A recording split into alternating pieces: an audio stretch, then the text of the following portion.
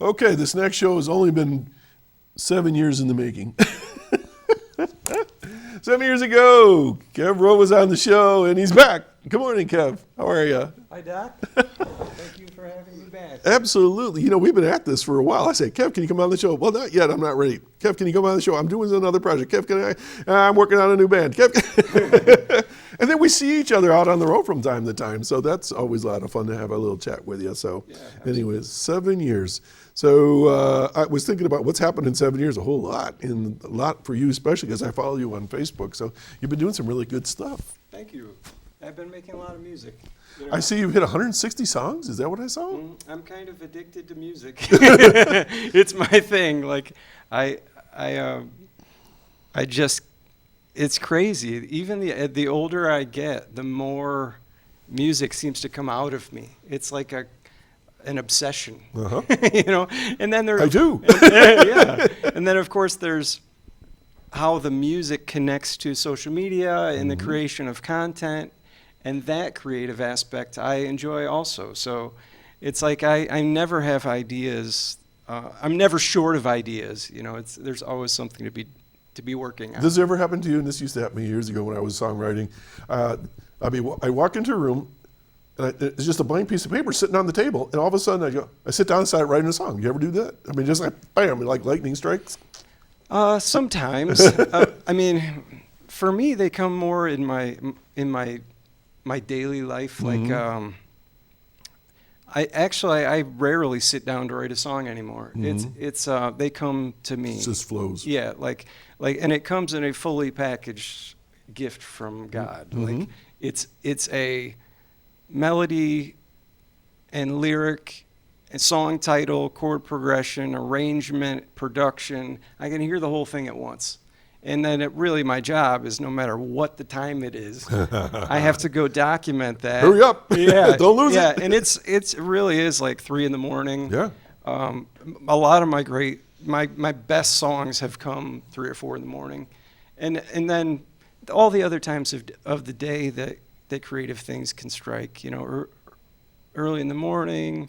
I do a lot of computer work, you know, a lot of work online, so I usually do that between, like, in the normal hours, like, I don't know, 7 a.m. and 2 p.m. And then in the afternoon, I'm usually working on music. And then I'm writing late at night, too. So songs just come whenever they want to come. There's no... And your dog seems to enjoy it.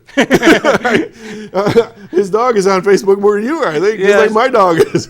She's a part of the creative process. That's you know, for sure. Dogs are like that. They're I don't know what yours is, male or female. I don't even know what name. She's a female, Maggie. Okay. Yeah, my dogs have always just curled up by my feet while I was playing music or something like that. They just sort of go into their own little world. Oh yeah, she feels the emotion of it and the escape of it. Like they're real sensitive to the sound. How long have you been playing guitar now? Since I was 16. So I'm 47, so 31 years now. A lot of, and I've played a lot of music, been in a lot of bands and a lot of gigs. So we could go backwards or forward, but I like to say, let's start with Kev Rowe. You know, we all have our past bands and things like that, and people that are watching probably know that you were Big Leg Emma and stuff like that. But you really made a clean break from all that. My perception only, and maybe I'm wrong, but you've been pretty much a soloist for a long time now, right? I have, yeah. That's hard work. It is. It's not easy work. It is, but it's work that I love to do, you know, and I'm not on any written schedule, you know, so if I need a break, then I just take a break. And it really was when Big Leg Emma broke up, that's when I went to full-time digital content creator.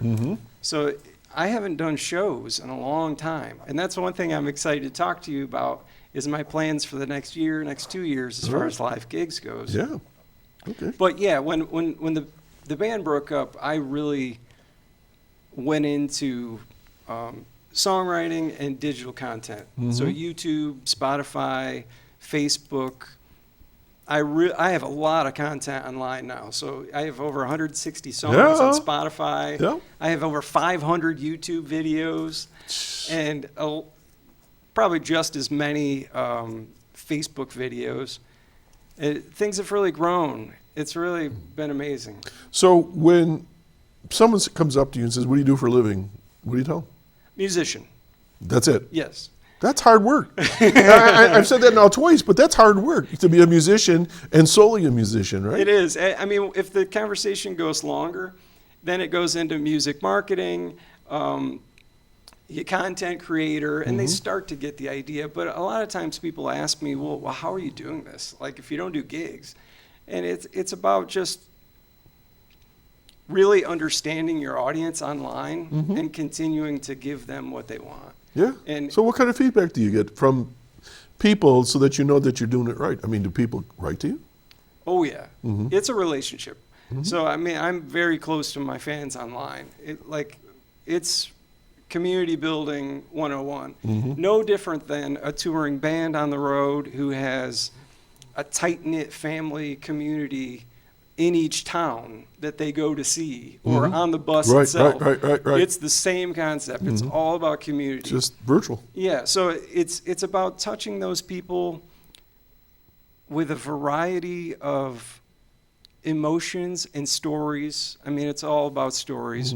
Storytelling, yeah. And doing it on all of the different platforms contextually so that it affects them in a way that they can relate to it. You know, just when you were saying about you have been doing gigs, I was thinking, look at the Beatles. They stopped touring. Right. And they just did production in the studio because they found they made more money doing it that way, and it was less stressful. Yeah. And, you know, and people don't, and we were kidding around earlier, you know, we both know what it's like to be trudging around in rain and snow and bringing equipment and setting it up and taking it down. And, you know, we always laugh. The worst thing about being a musician is takedown. Tearing it all down and having to pack it up after you play for 3 or 4 hours and you're exhausted and, you know, there's nobody there to help you. Yeah, there's a lot of sacrifice that people don't see or know about that you just kind of, you know, it's like being in the priesthood. Like you're married to it and you show up and do your work. So let's do some bragging here. So I know, I'm almost positive one of your songs became part of a soundtrack for a movie. Does that sound right? There have been lots, actually. Here I thought I was going. But nobody's watched them. I mean, it's such a different world now. You know, you can get music on an independent film and never hear about it and never know about it. It's usually when the people who are making the film come tell me. So I don't even remember their names, to be honest. That's one thing about modern day digital content creation. It's like, it's really everywhere. So they ask you permission to use your music or Sometimes. If most of the time they do. Okay. Especially if it was like a fan for a website or their own. Right. But you're protected. Like there are lots of organizations online that protect the singer-songwriter and the owners of the music. And Okay. I'm not worried about it. Okay. Okay. So your inspiration, you said, just basically comes from day-to-day life and so forth, and that's what storytelling and music all go together. I mean, that's what most songs are. You know, people always, back in the 50s and 60s, it was mostly, you know, she done me wrong, I fell in love, fell out of love, I was back in love again. But now it's more everyday life stuff, you know, I find anyways, you know. And so is there anybody that I don't want to say that you based or copied or liked, but is there some musician or group that you think that you kind of were inspired by, you know, as you were going along? People always ask that question. Yes. Well, in terms of musical influences, of course. Like for me, it's a lot of the folk guys, like Dylan or James Taylor or Paul Simon. They're all in my music. All right, hold on, everybody, right now, okay? What does that say right there? Paul Simon, yeah. Okay, yeah. and I was and that was a leading question, because I was gonna say to you that when I listen to your music, I get that same good feeling that I get from Paul Simon. Oh, that's great. Clean, most of the time happy music. The lyrics are clean. You understand the story. The guitar work is clean. It's not like crazy, you know. Yeah. And so I was right. Yeah. Oh yeah. Yeah, you nailed it. And it's not that you're, you know, Paul Simon too. You've taken it to your own sound. Well, I was going to say, my musical influences are those guys, but I did have to find my own message as an artist. Yeah. And when I went into, when the band broke up and I went online, I really got into the healing power of music and how it can help people in their normal daily lives. And that really came to a peak during the pandemic when everybody went online. I saw a huge growth in my music career and all the content that I had been recording for 20 years, just because people were finding that quality in the music, so they were listening more, and I was getting all these messages about how it was making them feel better while they were stuck at home, having to go through these psychological issues of this life-changing event, isolation, and people are genuinely afraid. Yeah. So this healing power of music thing, it was a close personal thing for me for a lot of years, but I never really was able to articulate it outside of the music itself. But during the pandemic, I started to learn how to articulate that and talk about it, not just sing about it or not just play it. And that made a big difference in bringing people to me and like making my relationships deeper. And that just seems to grow. So now I've got people coming to me from all over the world that are being referred to me by my inner circle of fans and friends. 7 years ago you were on the show and we did, and you played some music, and you took a 30-second clip, I think it was. You posted it on YouTube, and within a week you had 2,000 views. Yeah. And I'm going like, holy cow. But where I'm going with this is that I wanted you on the show so badly because I truly believe in what you're doing is quality, high-level music that local people don't appreciate. I think I'm wrong. They're right. I don't think I'm wrong because it's the old thing about, you're not an expert in your own backyard or whatever. Yeah, and that you're probably more famous outside of Chautauqua County than you're in Chautauqua County, and that's a shame. And so I try to feature musicians that I really feel that are, extraordinarily good, and you're one of them. Yeah, I appreciate that. I really do. I mean, I get nothing but love from our community, though. Like when I go to the grocery store or the post office, I love knowing people, and it makes me think of that. The opposite of that, sometimes people have told me, yeah, but you're only famous in your own hometown. I'm like, where else would I want to be famous? Like, I love my hometown, But, yeah, I think you're right, though. They will always, because they've seen the whole arc. Like, a lot of the local community saw me playing when I was a teenager in my 20s. Oh, you're still doing that. Yeah, you're still doing that thing. Yeah. But they don't see the big picture, yeah. And they respect it and admire me for giving it keep fighting, Yep, I do. That kid will just not give up, Well, you've got the stay power, that's for sure. Well, listen, you got a new CD, and so I want to talk about that just a tiny bit before we get you to play some music. Yes, absolutely. This is my new CD. It's called Backyards. You want to zoom in on that? We do a little quickie. Here we go. There it is. All right, Backyards. Why is it called that? It's kind of a part of my story from when I moved back to Jamestown 7 years ago, and I bought a house in downtown Jamestown, and ever since then I've been the home life guy, it's the most stable I've been in my life. Like, I've lived at this house for 7 years now, and it's the longest I've lived anywhere. Wow. Really, because between 16 and 40, I moved every 2 years. It's just the musician's life. Absolutely. It's the adventurer, the vagabond, I guess. They're the person who's always moving. It's like I always had a storage unit somewhere.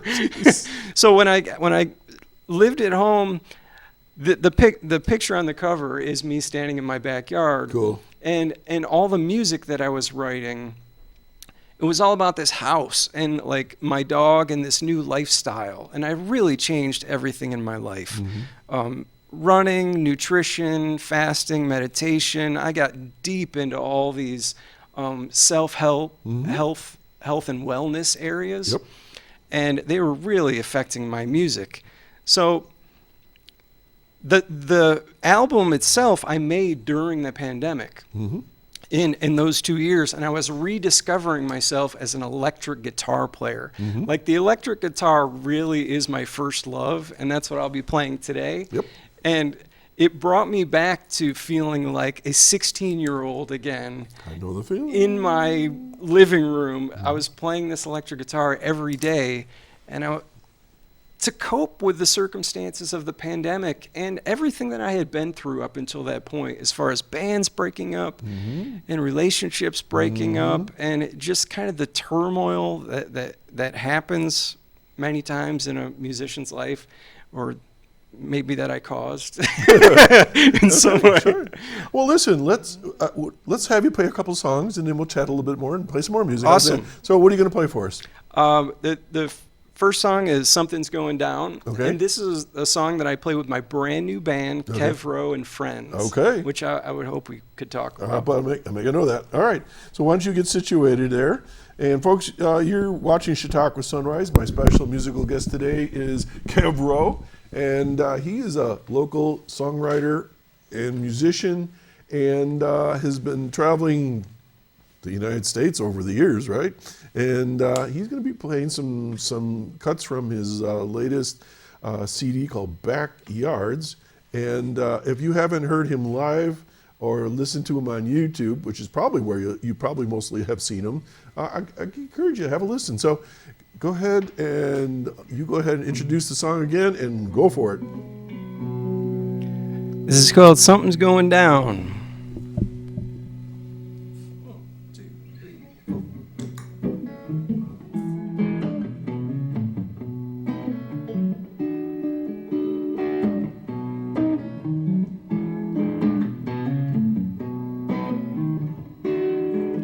Oh, the sweet life goes by fast.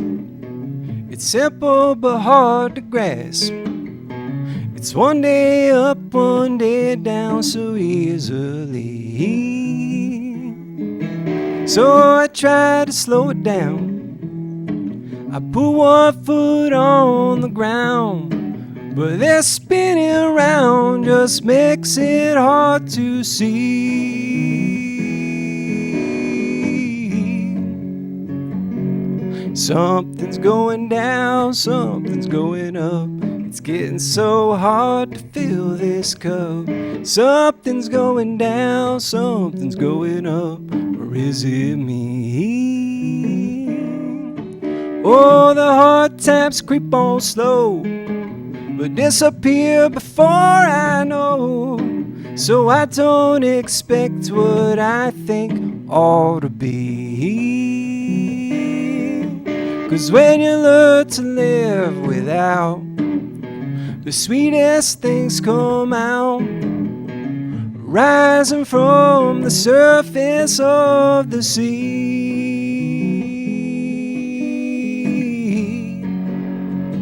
Well, something's going down, something's going up. It's getting so hard to fill this cup. Something's going down, something's going up. Or is it me?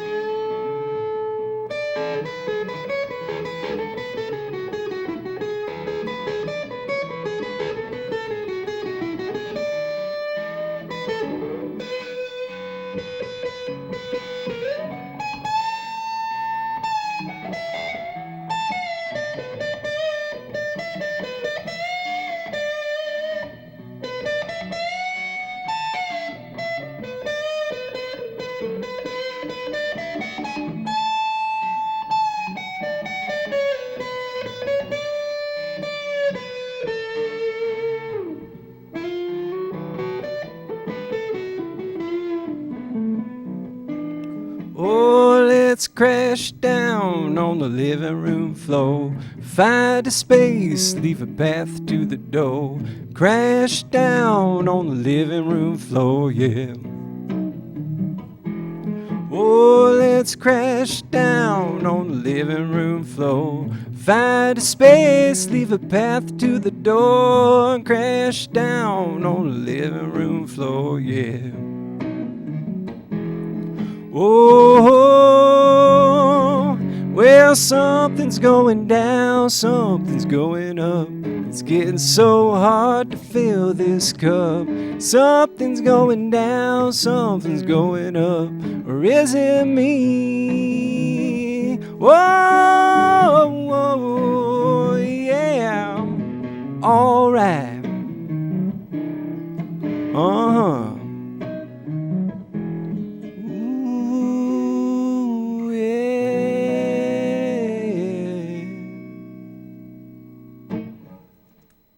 Sweet. That was bluesy. I like that one.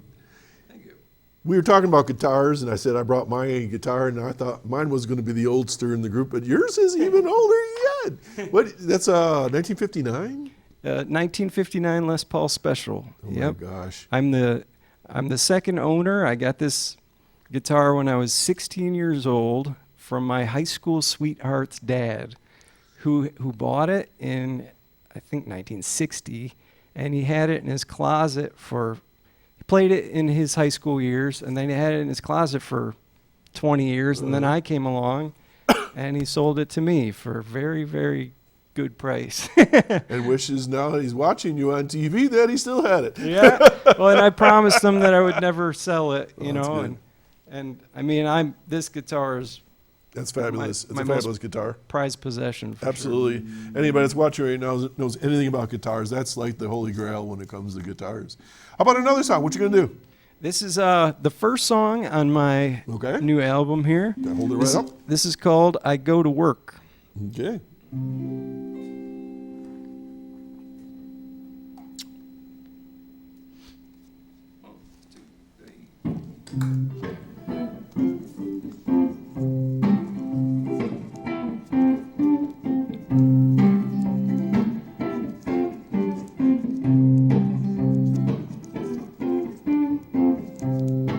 I go to work, baby, I go to work. I go to work, honey, I go to work.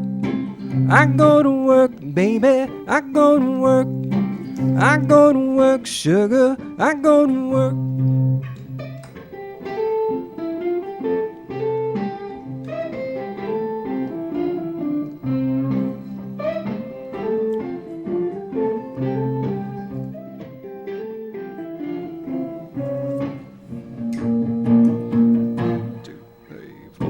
Where do you go? What do you do? Where are you now? And who's there with you? Why all these questions? What's up with you? I go to work, baby, that's what I do, yeah. I go to work, baby, I go to work. I go to work, honey, I go to work. I go to work, baby, I go to work. I go to work, sugar, I go to work. One day we'll make it to our castle in the sky. We'll hear the ocean singing us a lullaby. Till then we're making it just one day at a time. We go to work, babe, that's just fine, yeah. We go to work, baby, we go to work. We go to work, honey, we go to work. We go to work, baby, we go to work. We go to work, sugar, we go to work.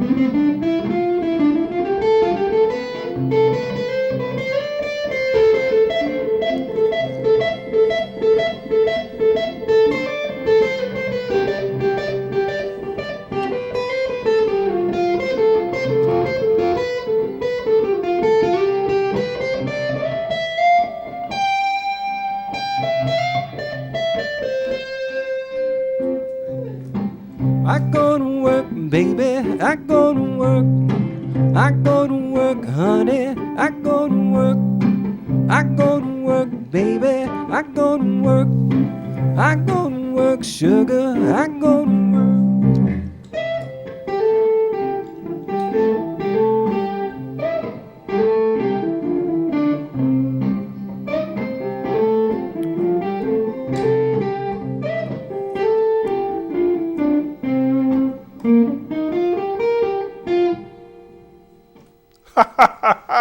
Little surprise ending there. You know, I was sitting here thinking, if I was driving down the road and I was going to work and you put that song on, wouldn't you just make you feel good? I was, you know, going back to the Paul Simon thought, even though this is your stuff, I was hearing these trumpets or horns in the background, Yes, like in a background. Really, really cool. Let's take a minute on this. So this is a Les Paul. And I noticed that you put a thing out the other day about being a lead guitarist, and it's hard work. You ever hit that sour note? I do quite often. Being a lead guitarist myself over the years, the people are always expecting you to come up with something creative. So where do you come up with your ideas? Well, I have no pressure at all. I don't really. I mean, I think I've been living in this zone for so long that it's my natural habitat.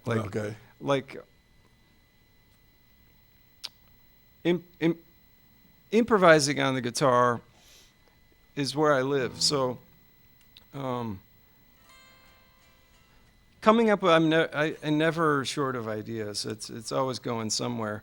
The trick to it is always having myself mentally, physically, and emotionally available to do it. Mm-hmm. Like having my life set up right so that I can be a pure channel for those things to flow out. Okay. Yeah. So real quick, maybe people were saying like, I heard two guitars, and they may not understand how that worked because you're really adept at that. Can you just explain that real quick, how you were doing two different sounds? Oh, I have a loop station, and it's basically a pedal where I can record when I'm playing live. So nothing's pre-recorded. Right. It's all while I'm doing the intro to the song, I'm recording on that pedal. And then I click it off where I want it to stop the loop. And then I save that bank for later in the song when I want to play lead guitar over it. And then I go back to the pedal and bring that loop out. So the footwork of that is a little tricky for sure. It's something I did on the acoustic guitar for years though, probably 10 years. And when I was doing solo acoustic folk shows, then I got good at it, and just now I bring it to my electric guitar. Sounds great. It really does. Thank you. We promised we were going to talk a little bit about Kev Rowe and Friends. So Yes. What's that all about? My new band. I'm so excited. I've been dreaming of this all-star lineup of my favorite musicians for years, and just now, this past summer, I've been able to put the band together. I've seen some of the clips. Looks really good. So who's in the band? Our bass player is Bill Burke. He's kind of my right-hand man. We have made 3 albums together. Wow. And he was in Big Like Emma for a while. We toured together. So I've known Bill for probably 15 years, and we just click so well. That's important. He's our bass player. Jack Flynn is a blues drummer from Cleveland, Ohio. Really? And it has been really nice to tap into the blues and jazz and connect that to the folk Americana that I'm already kind of doing. I hear it. So it's kind of like I go back. I've gone to a little more of a vintage sound. Jack Flynn is so great on the drums. We met at an open jam at the Beer Snob in Jamestown, New York. Really? And that's also when I really started playing with our keyboard player, Adam Gould. So Adam is from Jamestown and has been in Cold Lazarus. Oh, yeah. A lot of great bands. And I always respected his musicianship and most specifically his musical ideas and his songwriting. So the band is a 4-piece, me on vocals and electric guitar, a bass player, a drummer, and a keyboard player. And this lineup I've always really wanted to do because I'm a huge fan of the band Fish. Mm-hmm. And Fish's lineup is exactly that a quartet with a piano player. Right. And so and it's kind of a classic rock lineup, I guess, having the keyboard player, maybe a little prog rock too. Mm-hmm. But yeah, I'm having so much fun with it. It's awesome. Awesome. Okay. So, do you have some gigs coming up, or where we can see you? No. but there are people, if you want to hire them, yes. Well, we're just getting to that stage. We're practicing, we're rehearsing, we're getting the music ready. I mean, I really want the music to be great. Yeah. And it takes some time because Jack lives in Cleveland and Bill lives in Erie. So we've gotten really good at learning the music online, like through shared folders and videos and things like that. But every time we get together, it's an event. So even if it's practice. So I'm spending a lot of time just preparing for these practices, these rehearsals, and then we document them with video, of course, and the audio, and we're getting the most we can out of each practice. Yeah. Gigs, absolutely. It'll be next year. So starting in 2024, we'll be playing all over the county, I'm sure. So just look for us. Until then, come find us on YouTube, and we have 30 videos of Kev Rowe and Friends up there now. Super. All right. Only because I do this all the time. Let's just say somebody right now says, okay, I got a wedding coming up, or I got a party that I want to book you in June. How would they get a hold of you? That's a good question. Well, I do have a manager, John Street of Blue Moon Management. Okay, there you go. He's booking our shows, and getting a hold of him would be the best way. Or you can get a hold of me, and I'll give you John's information. I'm pretty easy to find online. You're on Facebook, so you just message you, right? Yeah, absolutely. Okay. So we still have about 6 minutes left. How about another song or two? What you got for us? Yeah. Oh, you're going to capo up? Okay. Yep. We were laughing about that because when I started playing years ago, capoing electric guitar was like, oh, what are you doing? Nobody does that. And now everybody does it. I think depends on the guitar and the capo too. The gear does come into play. Like I use a pretty flexible capo that it doesn't put a lot of tension Is that on. a shub? Yeah, I think it is. Yeah, it that's is what I shub. use, yeah. But it doesn't put a lot of tension on the neck. Just enough. If you use like a Kaiser or some of them, it's a little too much for the neck. And it comes from my folk world, like, you know, the acoustic guitar. It's like, although I have had to relearn a lot of my songs, bringing them to electric. Yeah. It's more so for the register of my vocal. Like I find myself singing higher on the electric guitar. Okay. So what we got next? Well, I'm going to tune up now. Oh, okay. Okay. That's all right. Folks that you're watching right now, I've got Kev Rowe in the house, and Kev Rowe and Friends formed a brand new group, and they're going to be on the road after the first of the year in 2024. That seems weird, doesn't it? 2024. I know. So we're looking forward to seeing you on the road. Okay, what you got for us? This is called Break the Cycle. This is definitely one of the songs that kind of went viral during the pandemic. It got over 1.2 million views on Facebook now. And yeah, it was. And I'm doing this song in the band too also. Excellent.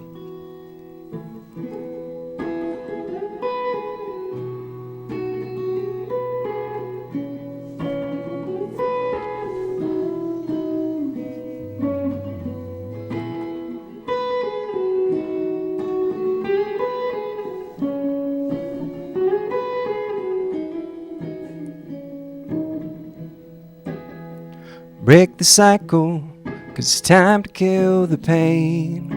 It's time to live again.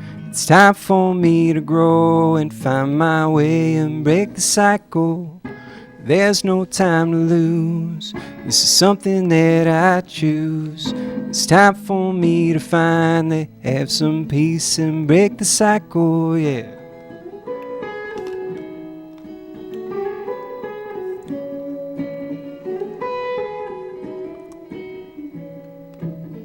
Every day feels like yesterday, and I see the same things along the way. And I build a wall one brick at a time.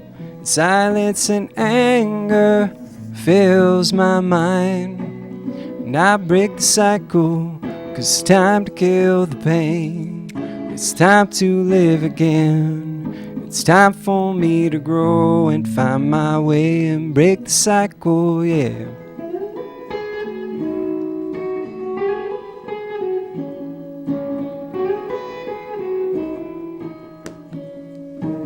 Somewhere deep down inside of me, I know there's a peaceful man sitting by a tree. And I go to him when I need some company. And I get my medicine, my therapy. And I break the cycle, 'cause it's time to kill the pain. It's time to live again. It's time for me to grow and find my way and break the cycle, yeah.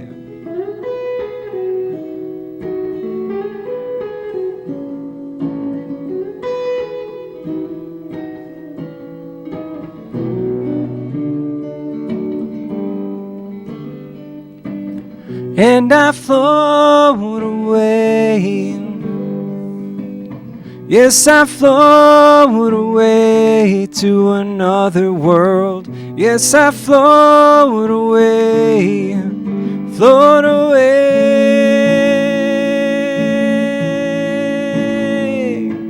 So everybody come out with me. I know there's a peaceful world for us to see. Now hope you join me down by that tree. We'll get our medicine, our therapy, and we'll break the cycle, 'cause it's time to kill the pain. It's time to live again. It's time for me to grow and find my way and break the cycle. There's no time to lose. This is something that I choose. It's time for me to finally have some peace and break the cycle, yeah.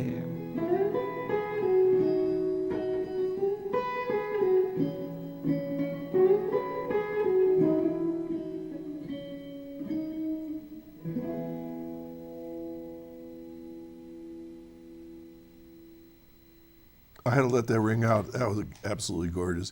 I know it seems hard to believe we've got less than like a half a minute left. Kev, thanks for joining us today, and we wish you only the best of success. And you guys let me know where you're playing. We'll let people know. Thank you, Doc. How about playing just something, take us out, anything you like. It doesn't matter. All right. Folks, Kev Rowe, last time, and we'll see you next week. I'll be quiet.